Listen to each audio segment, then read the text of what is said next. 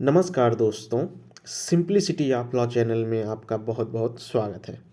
जैसा कि हमें ज्ञात है कि बिहार जुडिशरी का नोटिफ़िकेशन आउट हो चुका है। तो आज हम इसी के बारे में डिस्कस करेंगे तथा बिहार जुडिशरी के सिलेबस के बारे में भी देखेंगे कि क्या है वहाँ का सिलेबस, कैसे तैयारी भी होनी चाहिए हमारी। जैसा कि हमें ज्ञात है कि कुल 155 सीटों के लिए नोटिफ़िकेशन आउट हुआ है, जिसमें जो बिहार के लोग हैं उन्हें ही रिज़र्वेशन मिलेगा। बाकी जो बाहरी स्टेट के लोग होते हैं वो जनरल कैटेगरी के अंदर ही काउंट हो जाएंगे। तो 155 में कुल जो सीटें हैं 61 जो हैं वो जनरल कैटेगरी के लिए अर्थात बाहरी स्टेट के लिए भी है। और बाकी उसमें भी 61 में 22 जो है महिलाओं के लिए हो रखा है। तो टोटल 155 सीट हैं जिस पे वैकेंसी आई है। अब इसके बारे में आगे देखते हैं कि इसमें प्रीलिम्स का सिलेबस क्या होगा। तो प्रीलिम्स में 2 पेपर होते हैं। एक पहला पेपर जो होता है वो जीएस का पेपर होता है जो 100 नंबर का होता है। जबकि जो द्वितीय पेपर होता है, सेकंड पेपर जो होता है लॉ का पेपर होता है, जो 150 नंबर का होता है। तो जीएस में नॉर्मल सामान्य ज्ञान और प्रारंभिक सामान्य ज्ञान या ऐसे करके सामयिक घटनाएं जैसे करंट अफेयर से रिलेटेड, एलिमिनेटरी साइंस से रिलेटेड जो चीज़ें होती हैं वो आती रहती हैं। तो जीएस में सामान्य ज्ञान में लगभग हिस्ट्री, ज्योग्राफी ये सब चीज़ें कवर अप कर जाएंगी और करंट अफेयर्स को रिलेट करेगा इसी में ही। और इसमें एलिमिनेटरी साइंस, जनरल साइंस का सिलेबस भी दे रखा है। आप जब मेंस का सिलेबस देखेंगे तो वहाँ पे आपको इसका मतलब सब्जेक्ट भी मिल जाएगा कि इसके अंतर्गत क्या क्या पूछे जाएंगे। और ये हो गया जीएस के पार्ट हो गए जो 100 नंबर का आएगा। इसके अलावा अगर हम देखते हैं लॉ का जो सेकंड पेपर होता है वो लॉ का पेपर होता है जो 150 नंबर का होता है। तो उसमें क्या क्या आता है, ये उसमें आता है साक्ष्य एवं प्रक्रिया विधि। साक्ष्य एवं मतलब एविडेंस हो गया और सीआरपीसी सीपीसी आता है इसके अंतर्गत। चौथा पेपर हो जाएगा, चौथा यानी लॉ का दूसरा जो पेपर हो जाएगा उसमें आएगा constitutional law and administrative law जो होता है वो दूसरा पेपर में लॉ के अंदर कवर करेगा। हिंदू मुस्लिम लॉ और उसके बाद संपत्ति अंतरण विधि, TPA, trust and equity and specific relief act, ये भी कवर करेगा लॉ के अंदर ही। तो अभी हम देख रहे हैं ये जो पेपर हमारा प्रीलिम्स का है यही सेम पेपर हमारे मेंस में भी है। लेकिन वहाँ पे हो जाता है लॉ के पेपर में जो पांचों पेपर हैं उनमें 5 पेपर में से 3 पेपर को हमें चूज करना पड़ता है।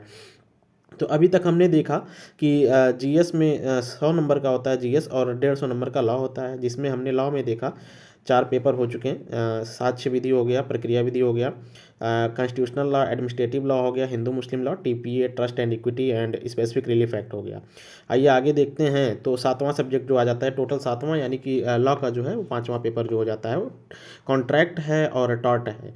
टॉर्ट इसमें कवर अप हो जाता है। तो और उसके बाद वाणिज्य विधि यानी कमर्शियल लॉ जिसके अंतर्गत कंपनी लॉ होता है, पार्टनरशिप वगैरह कवर अप होते हैं। ये जब हम मेंस का सिलेबस अगर आप लोग डाउनलोड करेंगे वहाँ वेबसाइट पे जाके तो आपको उसमें ये चीज़ मिल जाएगा कि आपको उसमें सिलेबस में क्या क्या इंक्लूड करेगा अलग अलग सब्जेक्ट में।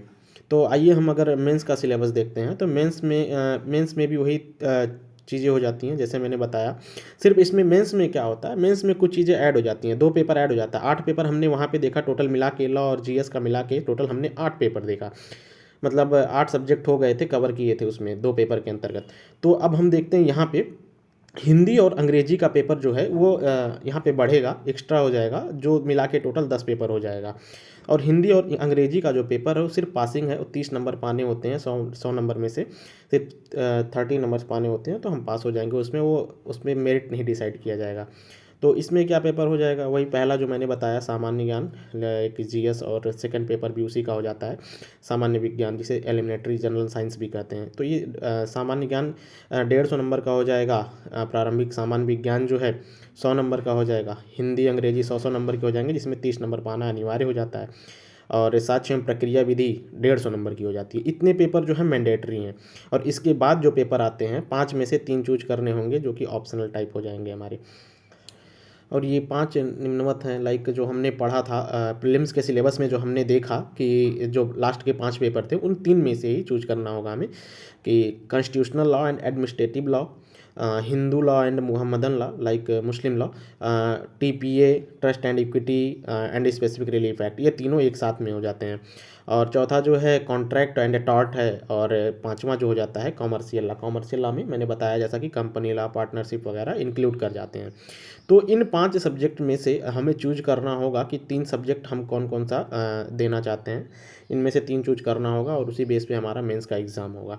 और इनके अलग-अलग टॉपिक वाइज़ सिलेबस भी दे रखे हैं। आप वेबसाइट पे जाएँगे तो आपको वेबसाइट पे इसका पूरा सिलेबस मिल जाएगा, डिटेल्ड सिलेबस मिल जाएगा कि आपको टॉपिक भी क्या-क्या पढ़ने हैं। बहुत अच्छे से सिलेबस दे रखा है। तो आप जाइए मेंस के लिए सिलेबस को डाउनलोड कीजिए वेबसाइट से, बहुत अच्छा सिलेबस दिया हुआ है।